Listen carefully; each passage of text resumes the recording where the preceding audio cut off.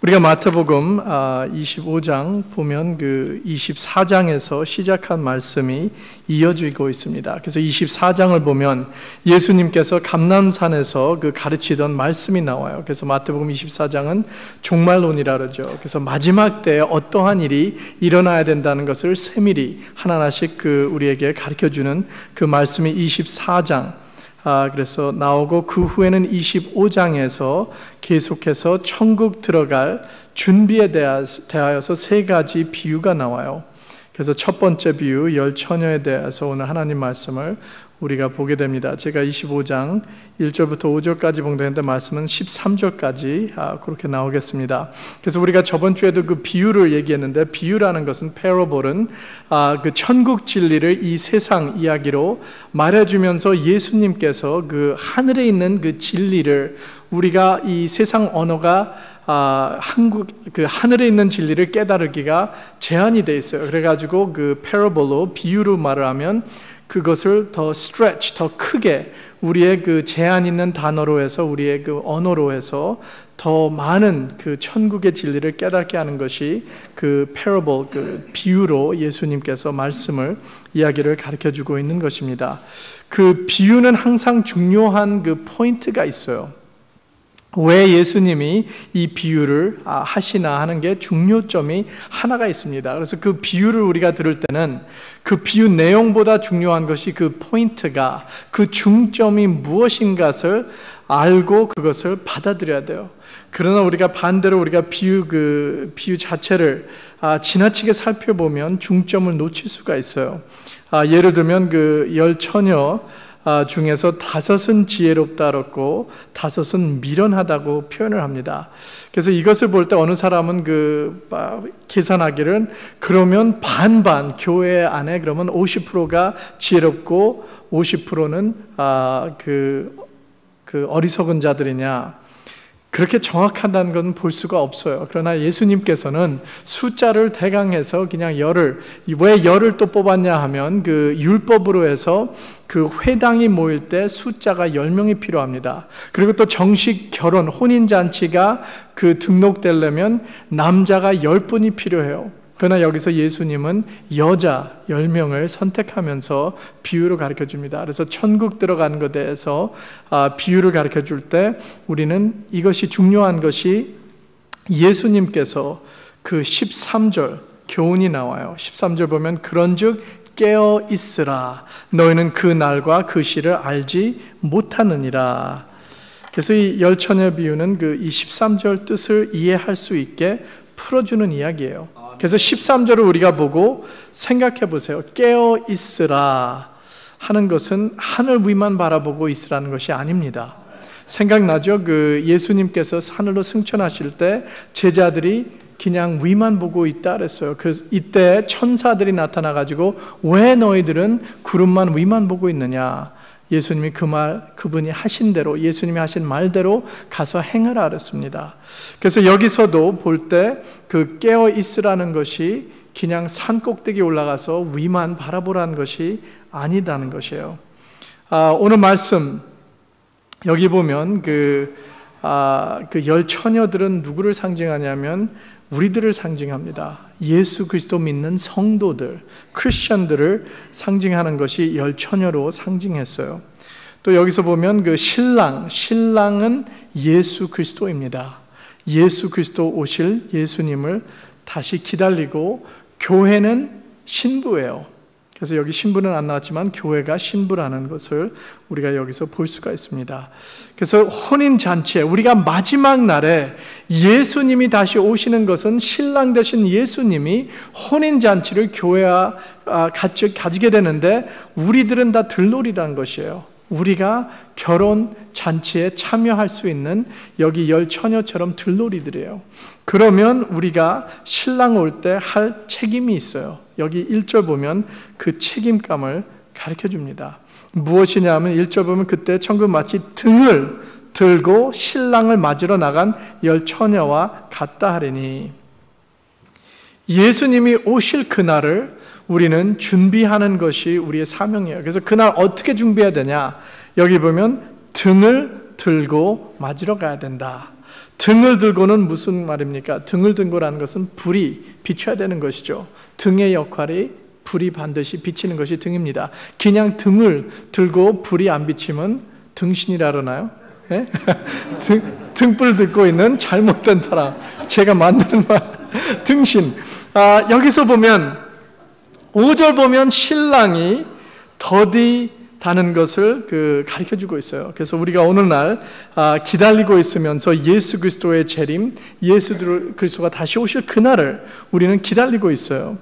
그 시대의 그 혼인잔치는, 그 예수님 시대의 혼인잔치는 신랑이 항상 늦게 왔다 그럽니다.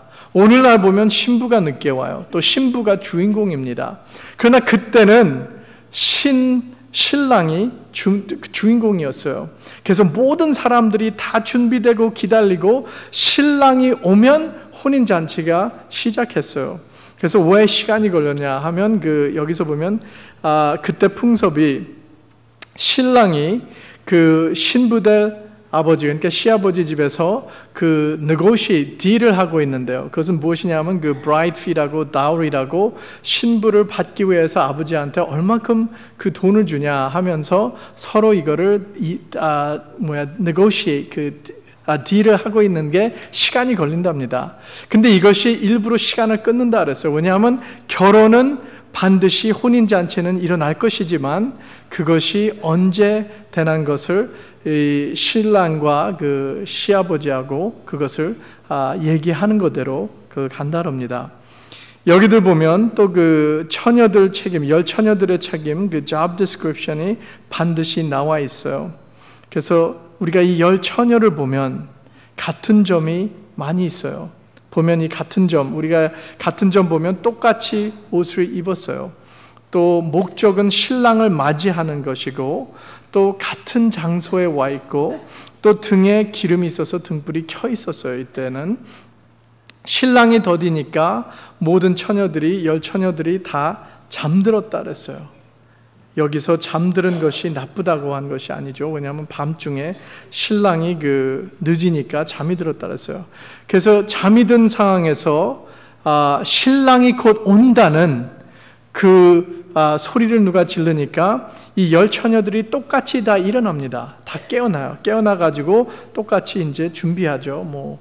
화장도 하고 옷도 다 다시 정리하고 또 특별히 등불을 등을 들고 또 준비합니다. 깨끗해서 이제 모든 불을 다시 켤 수 있도록 준비해요. 여기까지 다 열 처녀들이 똑같아요. 이후에 차이점이 나와요. 차이점이 무엇이냐 하면 미련한 5 처녀들은 기름이 떨어져서 등불을 켤 수 없어요. 그러나 지혜로운 5은 엑스트라 더 기름을 갖고 와가지고 준비해가지고 일어나가지고 등에다가 기름을 부어 넣어가지고 불을 켤 수가 있었어요. 켜가지고 다 준비되고 있는 그 모습, 이것이 차이점이에요. 이때 미련한 5이 기름 좀 달라고 실기 있는 5 처녀들에게 물어봅니다. 우리에게 기름 좀 주세요 하니까 거절해요. 우리 둘 다 쓸 수 있는 기름이 안 된다. 그러니까 너희들은 가서 사오든지 어떻게 알아서 해결해라 하니까 이분들이 갑니다.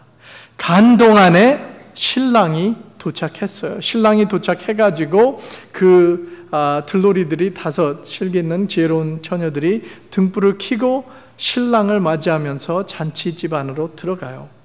그 후에 문이 닫혔다 그랬어요. 닫힌 후에 얼마 시간이 흐른 후에 미련한 5 처녀들이 와서 문을 두드리면서 열어달라 그러니까 안 열어줍니다. 그럼 여기서 기름은 무엇이냐? 이것이 질문이죠. 많은 대답을 들으신 것 같은데 그 중에 제일 올바른 마땅한 대답은 성령이에요. 기름이 성령. 성령은 무슨 역할을 하냐면 요한복음 말씀 보면 예수 그리스도의 진리를 가르쳐 주시는 것이 성령의 역할이에요. 예수 그리스도의 진리를 깨닫게 해주시고 예수 그리스도를 인도하여 주시는 것이 성령의 역할이에요. 그래서 능력을 주시면서 우리가 담대히 예수 그리스도를 전할 수 있는 증인으로 세워주는 것이 성령의 역할이에요.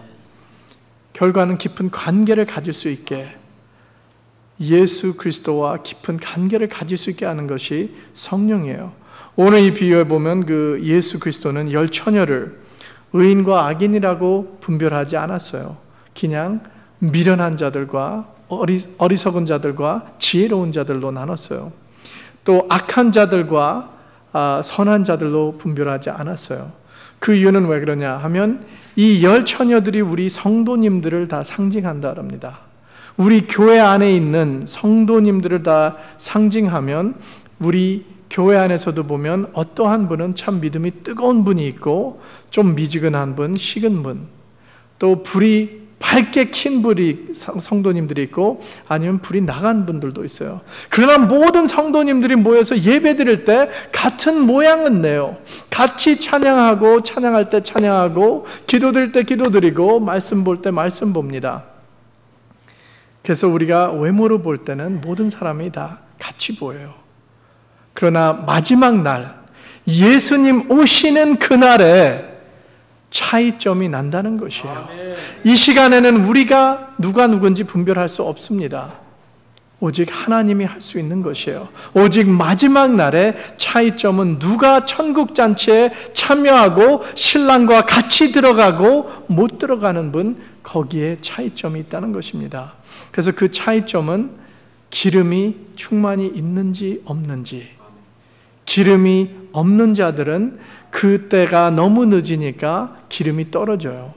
그러나 성령 충만하고 계속 예수 그리스도 진리 안에 관계를 가지고 예수님을 더 붙잡고 믿음이 성장하는 분들에게는, 자라는 분들에게는 성령의 충만함, 넉넉히 기름이 있으니까 더뎌도, 예수 그리스도 오시는 그날이 더뎌도 계속 기름을 채울 수 있다는 것이에요. 우리가 오늘날 믿음 생활하는 것이 바로 이때예요. 예수 그리스도가 오시는 날이 우리는 임박하고 곧 오실다는 것을 알지만 아직도 더디다. 그래서 우리가 예수 그리스도를 더 알고 깊은 관계를 가지면 계속 성령으로 우리는 채워지는 역사가 일어나요. 기도드리고 말씀으로 예배를 드릴 때마다 우리는 채워지는데, 그렇지 않은 분들은 말라지는 것이에요. 형식적으로 나와서 그냥 모양과 모습만 내고 따라가지만 성령의 기름이 부족하다는 것이에요. 그러면 우리가 어떻게 내가 슬기 있는 자, 지혜로운 자가 될 수 있는지 한번 보겠습니다. 먼저 주목해야 될 것은 모든 처녀들 10명들이 다 졸며 잤다고 5절에 말해요. 이것은 무엇을 가리키냐 하면 우리가 보통 하는 일에 충성해야 된다. 우리가 예수님 오시는 그날까지 우리는 일을 하고 사업 운영하고 직장 다니고 학교 다니는 분은 공부하고 열심히 우리가 보통 하는 일을 다 해야 된다는 것이에요. 우리의 사명, 우리의 그 직분을 다 감당하고 지키고 살아가고, 몸이 피곤하고 잠잘 때 되면 잠자는 것이 정상이라는 것이에요. 깨어있으라고 해서 잠도 안 자고 깨어있으면 안 돼요. 왜냐하면 우리가 잠을 며칠 안 자면 아침에 일어나서 예배 시간에 참석하면 잠듭니다. 기도 시간에 잠들어요. 말씀 보다가 넘어집니다. 그러지 말라고 해서 여기 보면 이 다 열 처녀들이 잠들었다 그러는데 예수님께서는 이분들을 책망하네요. 그러나 중요한 것은 보통 할 것을 다 하고 잠잘 땐 잠자고 깨어날 때는 깨어나야 된다. 그래서 신랑이 왔다 했을 때 다 깨어났어요. 일어났어요. 그러면 여기서 중요한 것은 오늘 하나님 말씀의 중점은 천국 혼인잔치에 들어가는 것이에요. 들어가려면 등에 기름이 넉넉히 있어서 신랑이 올 때 등불이 켜 있어야 된다는 것이에요. 등불이 들고 불이 비치지 않으면 못 들어간다는 것이에요. 그렇기 때문에 미련한 처녀들은 기름을 사러 갔다는 것이에요. 우리는 반드시 불이 켜 있어야 된다. 예수 그리스도를 믿고 성령을 받는 것 한 번으로만 된다는 것이 아닙니다. 성령 충만함 계속 우리가 필요한다는 것이에요. 우리가 자동차에도 얼마큼 운전하게 되면 기름을 넣어야 돼요. 휘발유를 안 넣으면 얼마 가다가 차가 멈추게 돼요. 그래서 반드시 그 탱크가 empty 되기 전에 기름을, 휘발유를 다시 넣어야 돼요. 이러한 것처럼 우리의 그 성령도, 우리의 믿음도 예수님과 관계가 항상 성령 충만함으로 필요하다는 것이요. 계속 예수 그리스도를 더 알고 말씀으로 더 깊이 들어가고 기도로 더 우리가 들어갈 때마다 우리는 성령으로 기름이 채워진다는 것을 믿으시길 바랍니다. 아멘. 5 미련한 처녀들은 외모로 밖으로만 믿는 것 같았는데 넘치는 기름, 다시 채울 수 있는 기름이 없었다는 것이에요. 넘치는 기름을, 성령 충만함을 우리가 체험하려면 어떻게 되냐 하면 첫 번째, 예수 안에 거해야 돼요. 아멘. 기름이 넉넉하게 매일 채워지려면 예수 그리스도 안에서 거해야 됩니다. 요한 1서 2장 28절 보면 자녀들아 이제 그 예수 그리스도 안에 거하라. 이는 주께서 나타나신 바 되면 그의 강림하실 때 우리로 담대함을 얻어 그 앞에서 부끄럽지 않게 하려 함이라. 이제 그 안에 거하라. 그분은 예수 그리스도를 말하는 것이에요. 여기서 그 안에 거하라 할 때는 continue, 원어로 보면 문에, 이것은 그 뿌리를 박으라. 그 안에서 끝까지 흔들리지 않게 있으라는 것이에요. 뿌리가 깊어야지 비가 안 와도 그 물을, 수분을 뽑아낼 수 있어요. 땅에서 환난, 지진이 있을지라도 우리의 삶에 요동치 않도록 붙잡아주는 것이 뿌리가 깊은 것이요. 이것이 예수 안에 거하는 것입니다. 예수 안에 거하는 것은 내가 예수님을 붙잡고 나는 예수 그리스도가 나를 붙잡힌 바 할 때 같이 있는 것이에요. 같이 있는 것. 신랑이 더디와도 예수 그리스도의 재림이 늦어도 믿음을 지킬 수 있는 것이에요. 예수 그리스도 안에 거하면 등불에 기름이 넘칠 것이에요. 예수 그리스도 오시는 날 나의 사명 직분을 감당하는 모습으로 예수 그리스도를 만날 수 있는 저와 우리 성도님들 되기를 주님의 이름으로 축원합니다. 미련한 처녀들은 다른 장소가 있었어요. 신랑이 왔을 때. 참 저는 이 말씀을 보면서 제가 조마조마하는 것이, 내가 실수해서 예수님 오실 그날에 내가 다른 짓 했으면 그것을 놓치면 얼마나 할까. 참 여지껏 믿었다가 참 그 10처녀 중에서 그렇게 기다리다가 딱 그때 필요할 때 다른 데 간 것 얼마나 후회해요. 그렇지 않으려면 우리가 예수 그리스도 안에 거해야 된다. 끝까지 예수 그리스도 안에 뿌리 박고 흔들리지 않고 예수 그리스도 안에 믿음을 지키는 저와 우리 성도님 되기를 기도합니다. 두 번째로 우리가 기름이 계속 넘치려면 성장하는 믿음을 가져야 돼요. 성장하는 믿음은 예수 그리스도 안에서 거하면 자라는 믿음, 계속 기름이 넘치게 돼요. 그러나 믿음 성장은 자동으로 일어나지 않아요. 우리가 예수님을 그냥 붙잡고 있다고 해서 다 자동으로 성장하는 것이 아닙니다. 우리도 discipline, 훈련이 필요해요. 어떠한 훈련이 필요하냐? 내가 힘들어도 피곤해도 주님을 찾는 것. 내가 시간이 없어도 말씀을 묵상하고 공부하고 주님께 기도드리고 찬양과 경배드리는 시간을 만드는 것이에요. 참 우리가 개인별로 해서 QT, quiet time, 경건한 시간 갖는 것이 쉽지 않아요. 왜냐하면 세월이 바쁘기 때문에 내가 참 주님과 대화하는 시간, 교회 밖으로 해서 내가 있어야 되는데 없을 때가 많아요. 그러나 우리가 성장하는 믿음 가지려면 일주일에 한 번 교회 나오는 것으로 부족합니다. 우리가 매일매일 주님과 대화하는 시간, 기도드리는 시간, 말씀 묵상하고 읽고 듣고 공부하고 배우는 시간, 암송하는 시간도 필요해요. 성경 말씀 외우는 것, 그 말씀을 내 것으로 만드는 것, 이것이 성장하는 그 믿음이 되는 것이에요. 그러나 디스플린, 훈련 없이는 안 돼요. 그래서 이 훈련은 우리가 만들어서 내 육을 복종하게, 사도 바울은 내 육을 몸을 치면서 때리면서 나를 절제할 수 있도록 열심히 훈련했다 그랬어요. 나의 자신을 절제할 수 있다는 것은 나의 몸을 정복할 수 있는 것, 내가 육으로 원하는 것을 하는 것이 아니라 하나님의 뜻을 내 삶에서 실행할 수 있도록 복종케 할 수 있는 훈련이 필요하다는 것입니다. 세 번째는 우리는 깨어있어 기도하라랍니다. 깨어있는 것은 절제예요. 절제, self-control, 나의 몸과 생각을 다스릴 수 있는 것, 영적으로 깨어있는 것은 모든 상황에서 올바르게 볼 수 있는 것이에요.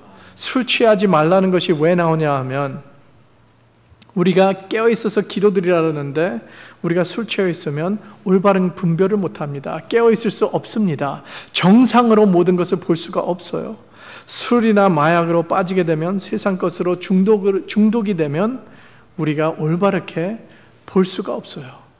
깨어있지 못합니다. 마태복음 26장 41절 보면 시험에 들지 않게 깨어있어 기도하라. 마음에는 원이로되 육신이 약하도다. 성령님께서 우리에게 감동 주면서 마음에 원하지만 육이 약하기 때문에 힘들다는 것이에요. 그래서 깨어있어 기도드리라랍니다. 우리도 깨어있어 기도드리면서 나의 몸을 절제할 수 있고 다스릴 수 있고, 또 나는 이 세상 것으로 중독되지 않고 술, 마약 아니면 세상 물질로, 명예로 중독되지 않으면서 오직 예수 그리스도 안에 깨어있으면서 기도드리기를 주님의 이름으로 축원합니다. 네 번째는 우리는 가서 전해야 됩니다. 마태복음 24장 14절 말씀 보면 이 천국 복음이 모든 민족에게 증거되기 위하여 온 세상에 전파되리니 그제야 끝이 오리라. 또 예수님께서 마지막 제자들과 우리에게 주신 지상명령 보면 가서 제자를 삼으라 그랬어요. 모든 세상 사람들에게 가서 제자를 삼으라. 이것은 우리가 전하지 않으면 안 된다는 것이에요. 우리가 복음을 전하는 것은 우리가 이 세상에서 삶을 우리가 살아갈 때, 사회로 들어갈 때, 회사 들어갈 때, 직장, 사업 운영할 때 우리는 예수 그리스도 복음을 우리가 사는 것이에요. 어떻게 사냐? 말씀을 증거할 수 있으면 증거하지만 증거하지 않는 상황에서 우리가 복음을 사는 것입니다. 말씀대로 살고 하나님의 사랑을 전하고 하나님의 말씀을 보여주는 것이에요. 이것이 우리의 그 라이프스타일, 우리의 삶의 습관이 되어야 된다는 것이에요. 그래서 우리는 가서 전하라는 것, 필요하면 우리가 입을 열고 복음을 전하지만 우리의 삶으로 복음을 전하고 하나님의 사랑을 전할 수 있는 우리 성도님들 되기를 기도합니다. 마지막으로는 준비된 삶을 살아야 돼요. 우리가 매일매일 예수 그리스도가 오신다는 것을 생각하고 준비된 삶을 살고 있지만 더딜 수 있다는 것을 알고 우리는 오늘 오신 것을 준비하는 것이요. 헷갈리죠? 오늘 오신다는 것을 우리가 알고 있지만 또 더딜 수 있다는 것을 알아야 되는 것이에요. 그러면 오늘날 우리가 준비할 것은 다 준비하되 더디면 더디는 것을 예비할 수 있는 믿음이 필요하다는 것이에요. 기름이 넉넉하게 채워 있어야 된다는 것이에요. 내가 언제까지만 믿겠다. 참 세상 사람들은 12월 21일 날 2012년도가 끝이라고 하는 그 영화도 나왔어요. 참 재미로 보지만 그것을 실제로 믿는 사람은 그날까지 믿음을 지킨다 그래요. 그날 후는 안 지키겠대요. 그것이 아닙니다. 여기서 준비된 삶은 우리가 오늘 하루하루 준비되되 더뎌도 우리는 믿음을 계속 지킬 수 있는 믿음을 끝까지, 예수님 오실 그날까지, 아니면 예수님이 나를 부르는 그날까지, 우리는 언제 그날이 올지는 모르기 때문에 준비해야 된다는 것이에요. 그날이 언제인지 모르기 때문에 준비하되 더딜 수 있는 것까지 계산하고 나는 그래도 내일이든지 내년이든지 준비할 수 있고 넉넉한 기름을 항상 채워 있게 한다는 것입니다. 그러면 우리는 예수 그리스도의 재림, 예수 그리스도 오실 그날 두려움과 무서움이 아니고 오직 기쁨으로 준비할 수 있는 것이에요. 그래서 나는 예수님 오실 그날 천국 잔치에, 결혼 혼인 잔치에 참여하고 나의 등불은 밝게 켜가지고 같이 예수님과 참여한다는 기쁨으로 매일매일 살아가는 것이에요. 오늘 아니면 내일 될 수 있다. 내일 아니면 그 다음 날 해서 계속 우리는 매일매일 준비되면서 나는 이제는 지혜로운 실기 있는 처녀들처럼 나의 등 안에는 항상 기름이 넘치고 그 넘친 그 옆에도 같이 내가 기름통을 같아 채워놓을 수 있는 믿음, 성령 충만한 삶을 살아가는 저와 우리 성도님들 되시기를 주님의 이름으로 축원합니다. 아멘. 기도드리겠습니다.